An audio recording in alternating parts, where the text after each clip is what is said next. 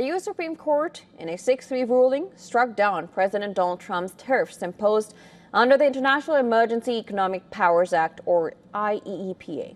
Within hours, Trump signed an executive order ending all IEEPA tariffs.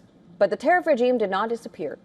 Instead, the administration moved quickly to replace them with a global 15% tariff under Section 122 of the Trade Act of 1974, later increased to 15%. These levies will take effect Tuesday and are described as a temporary surcharge. After that, congressional approval is required, something economists say is unlikely ahead of the midterm elections. This 150-day window now acts as a bridge while the administration prepares new tariffs under other trade laws.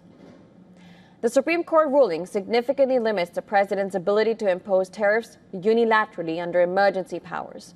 Under IEEPA, tariffs had reached as high as 145% on China at one point. Brazil faced 40%,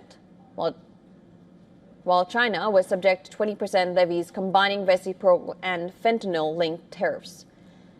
With IEEPA invalidated, the administration is shifting focus to Section 301 of the Trade Act of 1974 and Section 232 of the Trade Expansion Act of 1962. Unlike IEEPA, Sections 301 and 232 require investigations, public comment periods, and formal findings. U.S. allies stand to benefit from the 15% tariff right now, a number lower than the one announced during the recently concluded trade agreements. For European Union and South Korea, the number remains the same. UK is in a tough spot, facing a relatively higher tariff rate than the one it secured.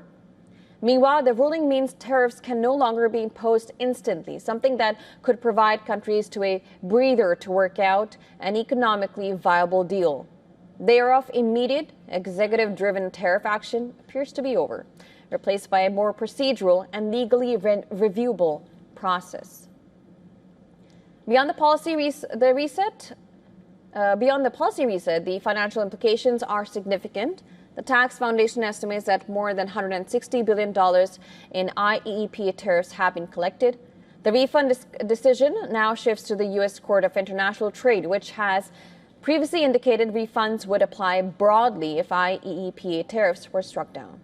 However, refunds will not be automatic. Legal experts warn that the process could be complex and prolonged. Even Supreme Court justices have cautioned that the refund process could be messy. In the short term, the temporary 15% tariff could encourage importers to front-load shipments before new Section 301 tariffs are imposed.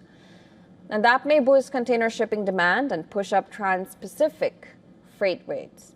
But with new investigations and potential tariffs ahead, trade uncertainty remains far from resolved.